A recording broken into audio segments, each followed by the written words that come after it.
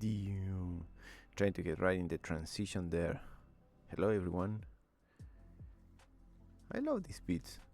Even though the videos are quite long, I keep forgetting some of the middle places of them, the lo-fis I like or that I use. Even that one that has the weird singing in the middle. But anyways, comic books. Another week. Man, this is already like second week of February, and well, I have some news that I want to comment. I always say that I don't like reading too much about what's coming on or like previews and everything, but I couldn't help but look at this couple of news kind of like from the side. I don't dive straight into the news, but some news people just share way too much and it becomes such a thing. So the first one is that people keep saying that a comic book like announcement confirms that Mark Ruffalo is in Spider-Man Brand New Day is like for upcoming Garth Ennis and John McCrea Punisher book, which of course makes you happy, right? But apparently that book is gonna feature some people from the MCU, and one of them is Mark Ruffalo. And I don't know, man. I don't know how the balance works in these sort of situations.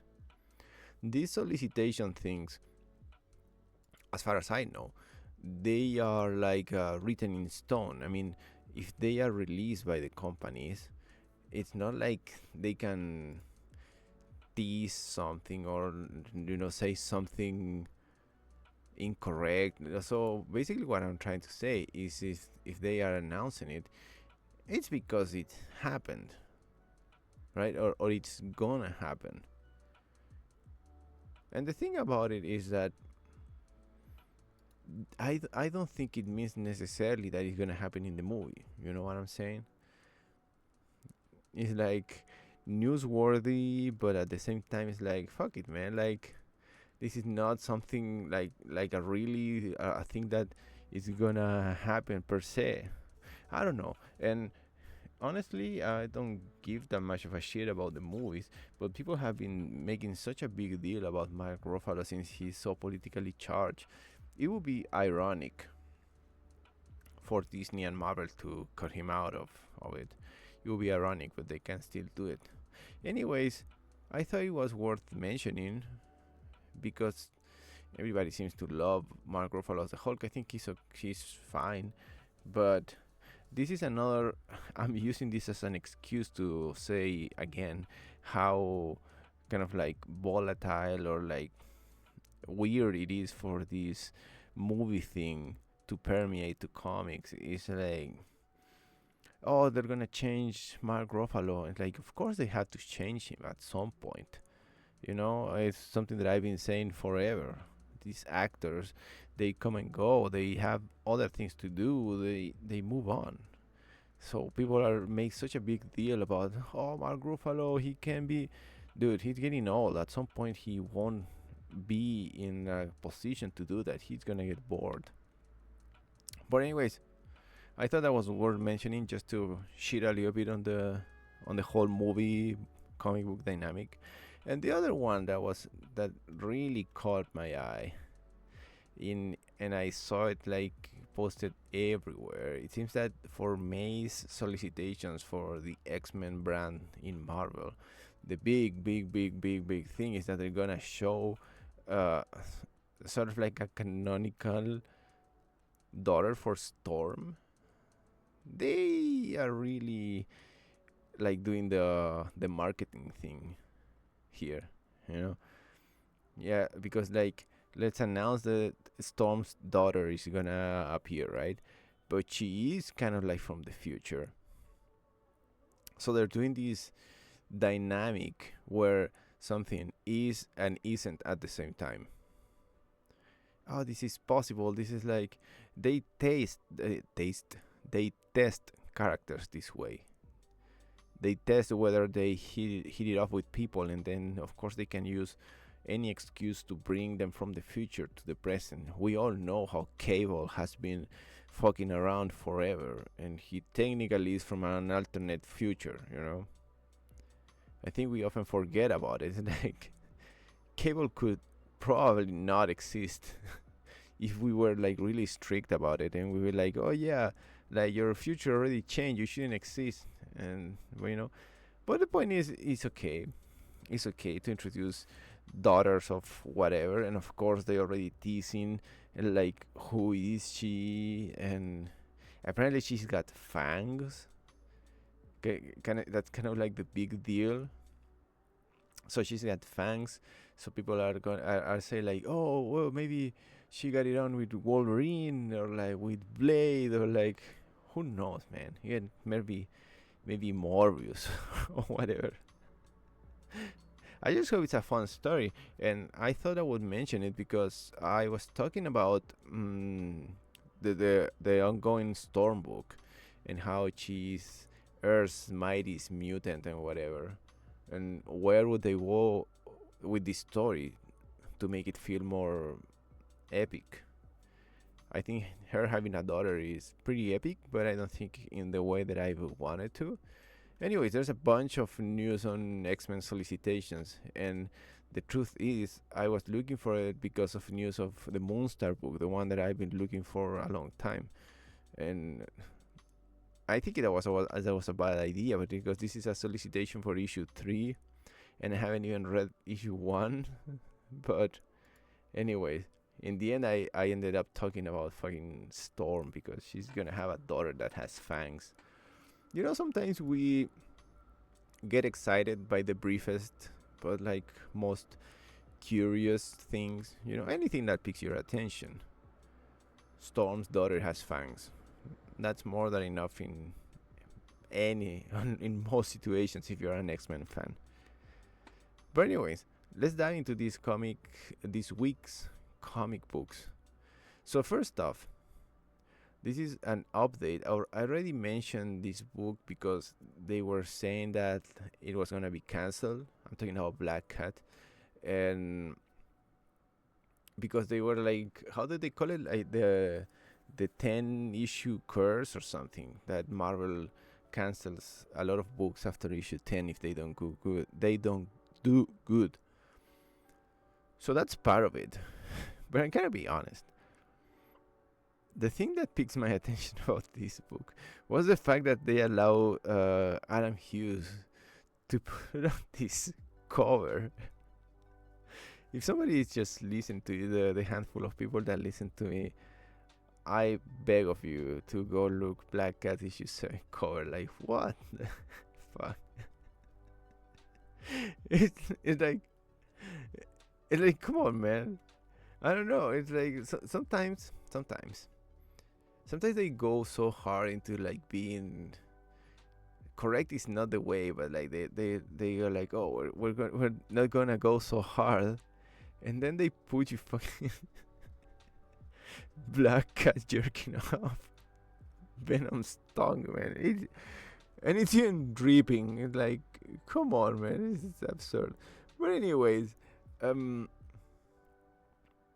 I love G. Willow Wilson, of course, and I've been enjoying the Black Cat book. This is an update. I said it before that I thought overall it was fine, but with the latest ones and no, issue 6 and coming to issue 7, I gotta say I see not an issue per se, but I see some like slow turn of the wheel kind of thing, because the whole premise of the book was going to be like, oh, it's Black Cat trying to be a hero, right? So I thought was going to be like a quirky rework of the character, and like she was gonna face some situation that would challenge her in that way, which has happened, but not with the level of intensity that I thought. I think Felicia has been too nonchalant in this series, and it has lacked kind of like that punch, you know, that real challenge. It has been mostly commentary, but the thing that coordinates between that and the whole 10 issue cancellation thing is that, in my mind, perhaps they thought they were gonna go slow and like build up. But if they cancel the book in issue 10, we're gonna have one of those classic Marvel abrupt ending to a book, you know. Oh, we had canceled, so here's the ending, you know. Hopefully it doesn't happen like that. Hopefully. But not. That's an update of Black Cat, issue 7, with Felicia jerking off. Felicia jerking off. Plus you can almost see that Venom is like, yeah, that's actually my erogenous zone. I don't have a penis, I just have a tongue. Jerk it. Sorry. Next. So Vertigo is finally back. Finally back. We've been waiting for, I don't know. I mean, I think they did revive Vertigo in a kind of way before. I don't know. I'm one of those people who only remembers Vertigo because like the Sandman, and of course probably my favorite comic book of all time, which is Hellblazer, John Constantine. But somehow I feel like this new sort of rebranding of Vertigo in the world we live today. I don't know. I remember when they did, I think it was in Comic Con, they did like a panel and everything. And they were like saying, oh, the spirit of Vertigo and whatever. But right now we have so many black label and things that Vertigo doesn't really have that unique place anymore. We almost come to a point where like the branding, the Vertigo logo is kind of like a publicity thing. How is Vertigo gonna be different from Black Label under DC itself? But anyways, Bleeding Hearts is about zombies, like a zombie society. It seems to be kind of like a dark comedy oriented type, you know, where like you have this commentary created by or coming from a world of zombies that kind of like do normal stuff, you know, and somehow there's this one zombie who becomes alive. It's weird. It's like dead. So zombies are dead people but are alive. So this is gonna be a dead person who is alive but really alive. You know, it's gonna be weird. Well, it's called Bleeding Heart, so that's kind of like a reference to that sort of drama thing.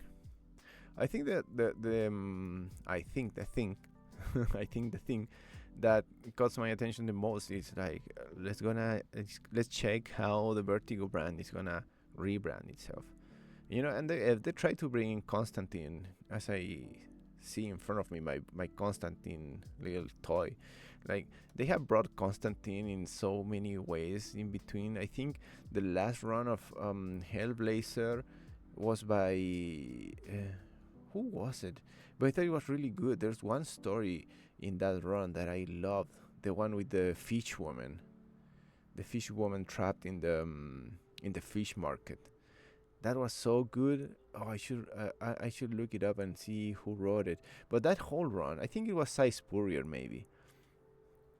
But anyways, Vertigo. I want John Constantine. Come on. I don't want the Sandman. I think that's a little bit too loaded. But let's check what Vertigo is bringing this time around. This new rebranding around with Bleeding Hearts. Next. So this was too close to be my book of the week, but it isn't because they have one more. Finally, the Shadows of Tomorrow solo Cyclops book is coming. Man, I'm super excited for it. I love Cyclops. It's one of my top tier X-Men. It's I don't know, man. Like I don't know why they decide to do this with some X-Men and some don't. Like I feel like some of them, whenever they have solo stories, they always dwell in the same thing. like Magic, for example. Always with the dark child and everything, and the trauma of living in limbo. Like, but some of X-Men, and my favorite ones, are the ones that have had a chance to change, evolve, and not ever be the same. Cyclops is one of those characters. Cyclops is not the same Scott Summers that he was in the 90s. I think that's probably why Rogue is my favorite X-Men. Like, you can see the stories and the evolution she had, and Cyclops for that matter, throughout the years. So whenever they write them, they are pretty smart about it. Cyclops has been a leader, a bleeding heart. Now that we're using a terrorist, he's been cruel, he's been nice, he's been a lover, he's been a brother, a father. He's been all of those things, and I think that unlike, as I said, other characters, even characters like Logan, Wolverine. Sometimes Wolverine, for someone whose own story is made out of so many other stories, someone who has lived so much, they focus or concentrate in just doing this one thing about Wolverine and like being this savage guy, you know. But anyways, in this new volume of Cyclops, he's alone on the wild, and like he's trying to survive. I guess it comes out from the Age of Revelation, where he's kind of like branded as one of the guilty parties for the Age of Revelation. I think it's gonna be like that, and it has something to do with the like. I don't think they're gonna dissolve. I think they're gonna do something with the Alaskan X-Men to make Cyclops go away. But anyways, super exciting to see Cyclops again being featured, because all of the things about his past are gonna be part of it, and that sort of resilience that made him so flawed is one of the good things about Cyclops. I hope they do something with his powers. Like, how they have been introducing second mutations to so many characters and make them do new stuff. After all, they are superheroes with fantastic abilities, and so many of them have had gotten new skills, second mutations. I wish maybe they will now give him some random cool ass new ability. Who knows? Cyclops solo book. Get it next. Speaking of solo books, I've been really keen on saying that I'm not the biggest fan of Deadpool. But this is how publicity works, right? Apparently, this new Wade Wilson Deadpool is gonna be a quote-unquote serious and violent Deadpool. And there's a high level of curiosity to me, mostly because they are branding him under the Shadows of Tomorrow, so they are making him more mutant adjacent. Even if he's not a mutant and whatever, I liked when he's a little bit out of it. He's always gonna have team ups with Wolverine, especially since the movie. When the movie came, there were like a shit ton of collaborations between Deadpool and Wolverine, also with Deadpool and Cable. That's something that Marvel is never gonna let go. It's something people expect, kind of. But the latest volume of Deadpool, where he had Deadpool and daughter, right, where he had a developing relationship with his daughter, I thought it was really good. I really did. Him challenging himself to be a father and kind of like be a serious character while being the funky, funny ass character that he's supposed to be. I think they managed a great balance during his tenure as a father. That dynamic with Taskmaster. So, and you just forgot that it happened. It's weird. It's like, oh yeah, like now he's with his daughter, and like this is the base we're gonna put Deadpool towards, like from here on, right? Apparently not. They're going in a different direction, and they're gonna make him probably annoying again. But I think they are trying to aim for like Liefeld type of Deadpool, less funny, more violent, and like I don't know. I don't know. I'm not that much of a fan, and the main curiosity that brings me to this book of Deadpool was the fact that I really liked the previous one. Well, we'll see. Wade Wilson Deadpool. Next. This is, without a doubt, the book of the week. We've been waiting for this one for quite some time since it was announced, and it's finally here. Jar Jar Binks solo book. You thought you had seen everything. Well, my friend, you haven't. We are gonna get the sequel we all wanted. What happened with Jar Jar after he fucked up? This Jar Jar Binks books is about, or like basically it happens after Jar Jar fucked up and he got duped by the Emperor to help him get the extraordinary powers that eventually led to him become the Emperor. We are like getting into like the nitty gritty of the character, and like this is no small thing because Jar Jar was a hated character for so long. We know that Ahmed Best, the actor that portrayed Jar Jar, has had sort of like a revival. Like now people really love him and they have embraced him, like, which is kind of BS in the end because like, you know, I don't know how many of those people booed him almost to the brink of suicide. Let's just go right into it, right? They made so much fun of this character. It was so shit on, and it has had a revival. Ahmed Best now he has his own Jedi persona who is gonna appear in the book as it says on the cover, Kelleran Beck, which is his Jedi character. But anyways, despite all of the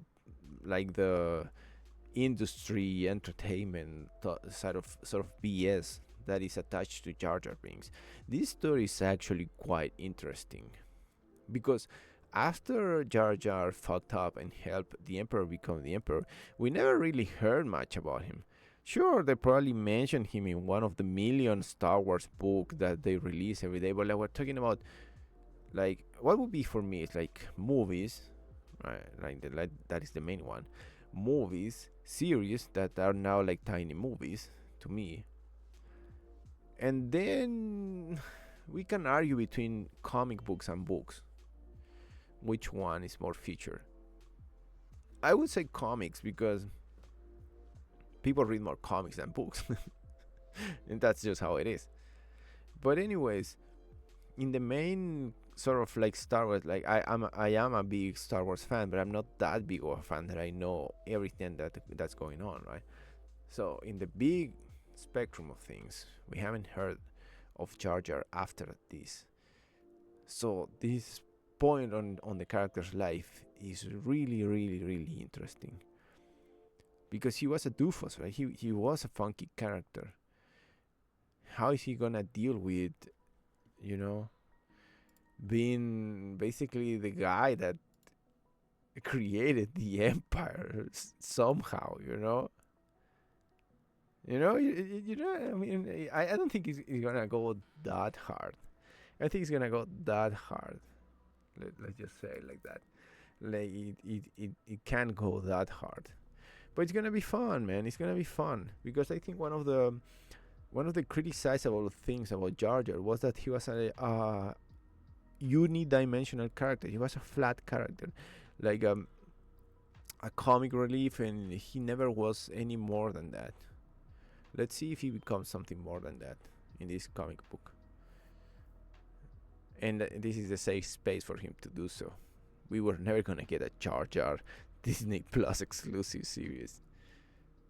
So, anyways, that's Star Wars Jar Jar. That sounds funny. Star Wars Jar Jar Binks was too busy. The book of the week. What the hell happened with Jar Jar? Next. See, this is another one that I keep returning to. Moon Knight. I've said that I'm not a big fan. I said that I hate him in Rivals. I will always hate him in Rivals. But I think I keep coming back to Moon Knight because Jeff Lemire's volume years ago was that good. I think that They know it.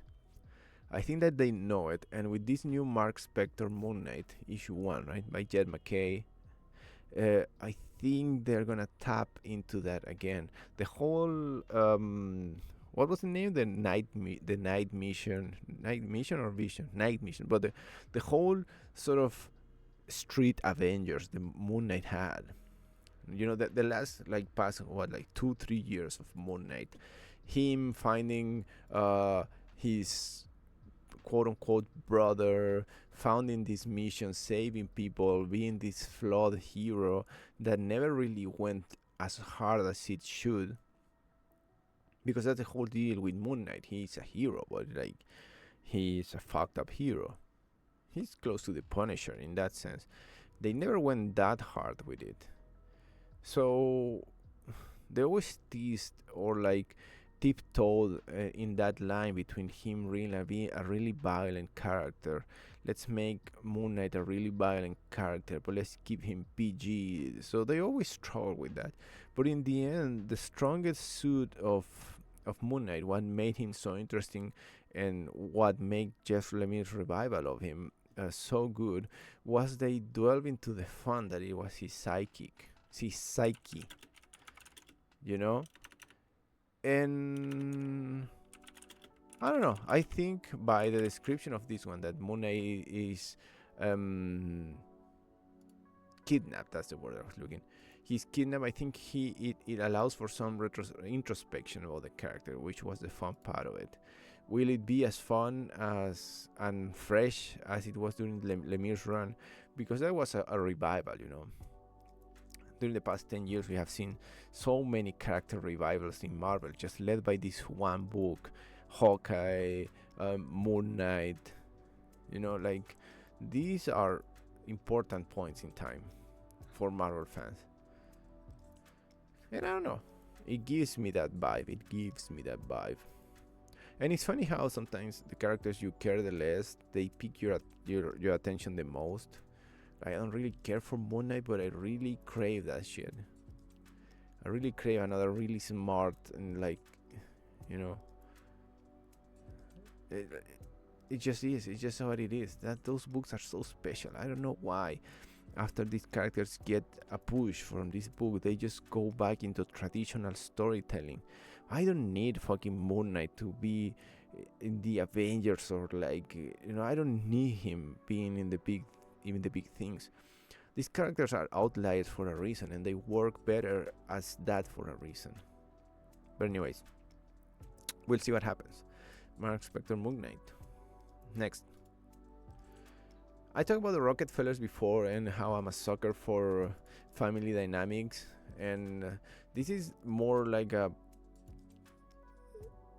update kind of like a criticism. So after they revealed that the big baddie was a family member, I don't know, I'm just gonna say it, man, I feel so disappointed, man. I feel so disappointed. Like, you know how sometimes you get into a book, you read issue by issue, and when you put it together, it sort of halfway feels like a story. But when you go issue by issue and the story gets a weird progression, you sort of realize that where are we going? This series started like really strong. It felt really strong. It had a mysterious opponent. It has some family death. It has some this is a family that is from the future, so it has some weird future to present dynamics, and everything seems to be teasing to the point where they would reveal the big baddie, which is now not the final big baddie, and it's only like a platform into another story arc for the book. And I don't know, man. I just feel like they lost me. The charismatic grandpa, the kids, the wife. Wait, what's the opposite of wife? Husband. The wife husband relationship. Like everything feels stalled to me. And I was really digging it as this sort of like fucked up. Not Jetsons, but it gave me a lot of Black Science sort of vibe. like time traveling future family drama, like, but it just made me crave for more black science, I guess. The tone in Rocketfellers never really hit it off to me after the high octane beginning of the series. It didn't really settle into, like, if it's too serious, if it's too comedy, like it didn't really settle. It just stayed in the middle. So, but I'm engaged now, so I'm just gonna keep checking it out. Rocketfellers, the Image Comics. Next, this could also have been the book of the week in a way. I don't know, man. Well, I was talking about Vertigo, so in Black Label, we're gonna have Siren Love Hurts, kind of like the let's just say that the way they kind of like promote this book is really strange. It's really strange because it's supposed to be a Black Label book. It's supposed to be kind of like a little bit saucy. It's supposed to be kind of like a Valentine's romance story. And I'm gonna be honest, the one thing that piqued my attention out of this is that in the press release they say that Poison Ivy and Harley Quinn are on a break. And I said it before, that is one thing that I don't want to happen. I don't know how canonical this thing is going to be. I don't know, like how it's like a trigger. Like I was literally triggered. So they're gonna make a book about kind of like romantic relationships, and it's gonna be kind of like gets a little bit saucy. I don't know, man. All I care is for them to explain to me why is Harley and Ivy, why why did they do that? Why did they do that? I don't know, man. And the Poison Ivy book hasn't mentioned much about Harley's and Ivy's relationship for a while, and neither has the Harley Quinn solo book. And I feel these characters, speaking of outliers, I think they are fucking around on the fringes, in the outside of the main thing. Even though Harley was part of KO briefly, I think they are around there, but like their main thing, I don't want that main thing to not exist anymore. How could the selling point of the book be like these characters are single now? I don't know, man. I think all of these romantic situations, of course, Catwoman's most famous one was Tom King's run, where she was almost married to Batman, and how did they manage to take these romance stories and put them into these like solo books, alternative imprints, Black Label, whatever? I don't know. I guess this is me having a tiny freak out because apparently Harley and Ivy are not together anymore. And in the press release, it says something like, "Oh, Harley and Ivy, like now they're like separated, but they're friends," or some shit like that. It's like, fuck. I don't care for that. Let's see what happens with that, man. Next. So, you know how they always do like new hero like stories or like whatever, like this book by Boom Studios, written by Larry Hama and drawn by Doug Bright, the center holds, for some reason it piqued my attention into one thing that I really don't like, which is alternative hero groups.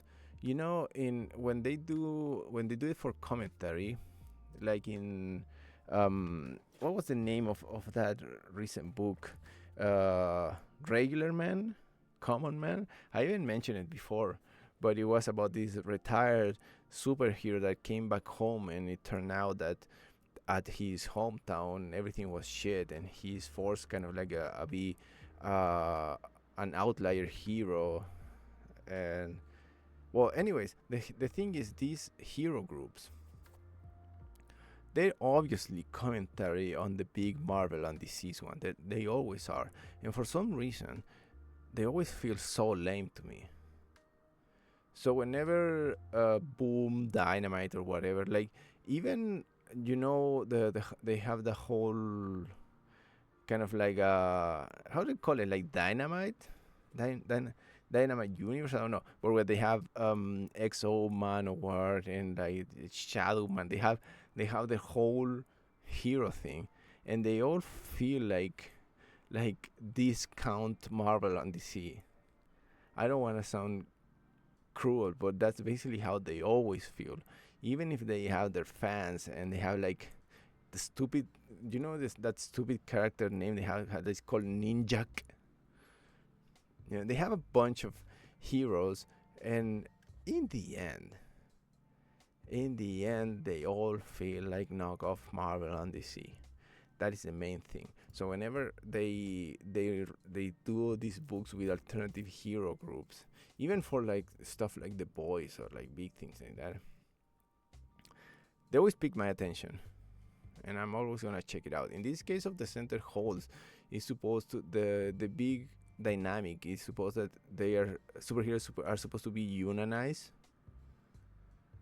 you know so they are in a union, and they apparently the whole commentary is going to be based on that. How would superheroes work under a union, and how would they deal with that dynamic of having to answer to somebody else who is themselves?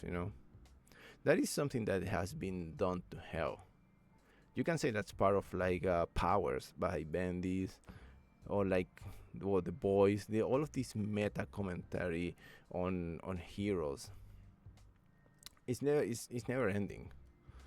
It's never ending. But at the end, as I said, to me they always feel like knockoffs of Avengers and Justice League. So the best thing you can hope about a book like this is that the commentary on superhero reality is at least entertaining, relatable, and, I don't know, current, relevant. Let's see how it goes.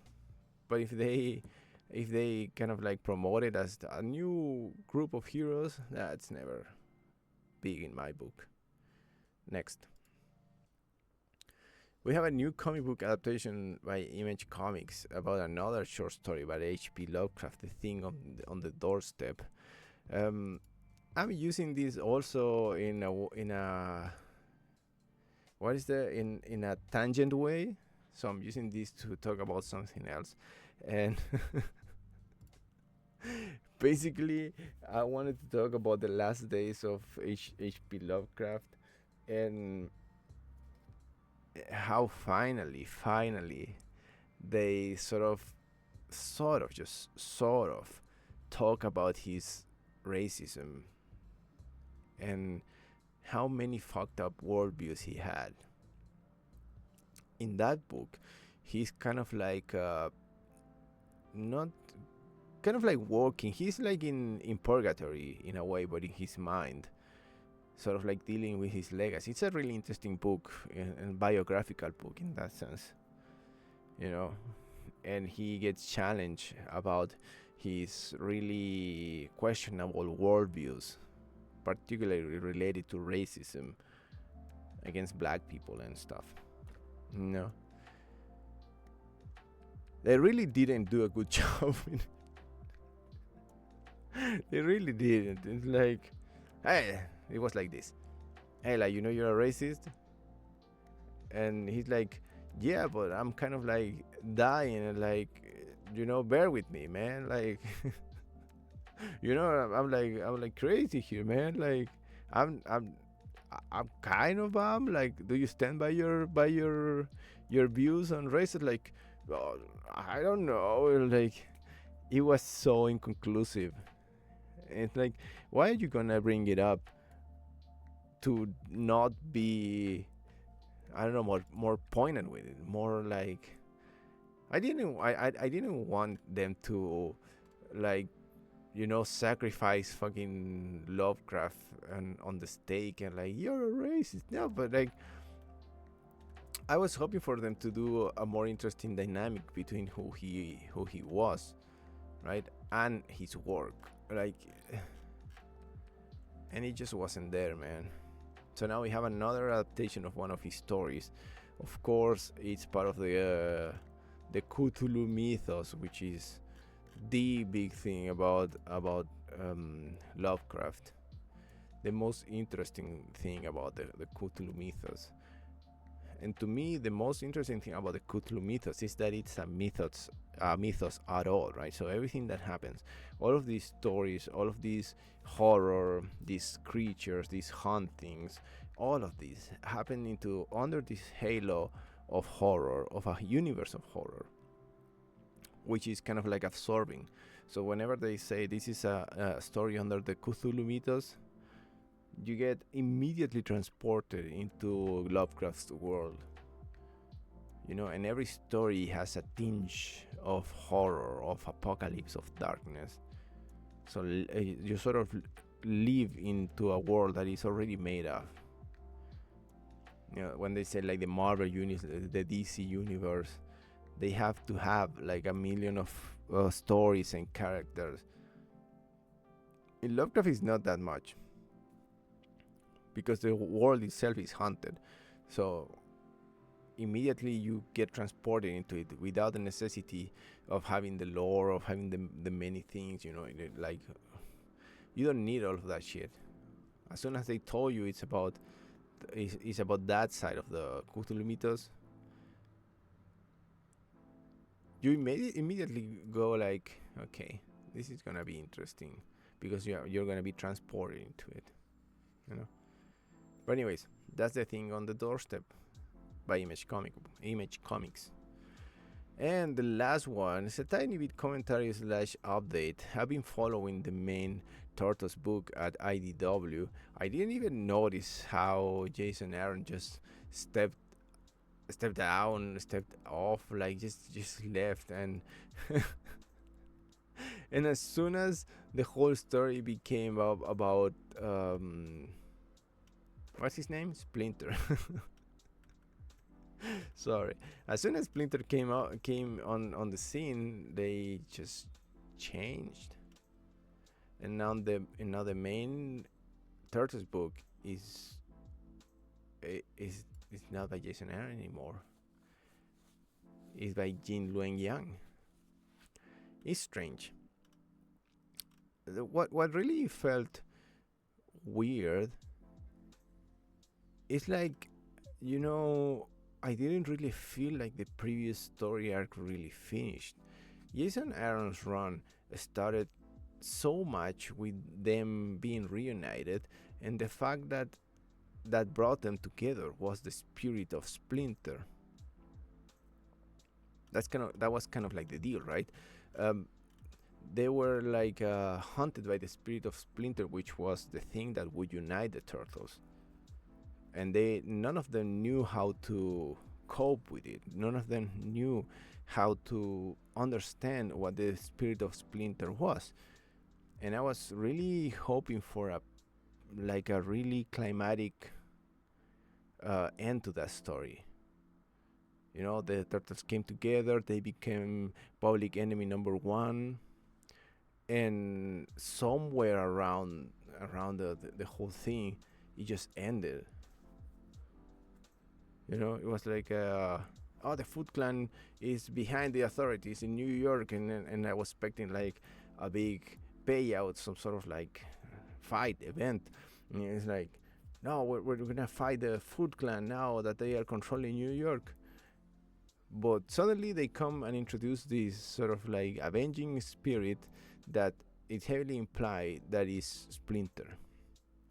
So we moved from the conflict of the turtles trying to reunite, we jump any conclusion and we went right into the new mystery, which is Splinter's kind of like transformation. And this is also kind of like triggers me in a way, because since I haven't been following or haven't read any turtle book for that matter since now, it's weird because it's supposed like, oh, he came back. But if you jump in, as the jumping point implies for the turtle books, if you jumped in when Jason Aaron's run started, all you knew that was that Splinter was gone. So now he's back, and you don't really get the impact of it. I think they really relied on people knowing how Splinter was gone. So when he came back, it would feel impactful, but it really doesn't. Because as I said, the whole story that led to this felt like inconclusive. If it lacked a good climax, in my opinion. But anyways, I think they got me now. You know? They got me now. And like in a really subtle way. That's a really hard word to pronounce. Subtle. They just got me, and now I'm invested. They did it. God damn it, they did it. But anyways, that's another book worth of comic books for you and for me. A lot of things to kind of like look with different eyes, like the Sirens book and this Ninja Turtle book and the Moon Knight book. Like a lot of things that are triggering by expectations and by, I don't know, curiosity and the desire for new beginnings. But I guess that is basically the strength and of what it means of living in these fictional worlds. You have all of the sides of the really ample spectrum of things to look out for here, you know? We'll see what happens. After all, this is just another book. I mean, another week of comic books, and the next week is coming right up. We'll see what happens. I still have many pending things to look out for, you know. And in the end, that's more than enough for me. And as these big garbage trucks comes out my window, and even though I had it closed, so I'm really hot, you can still hear it. I think. I'll check it out later. Thank you so much for listening to another week. I hope you get your favorites in, and see you next one. Bye bye.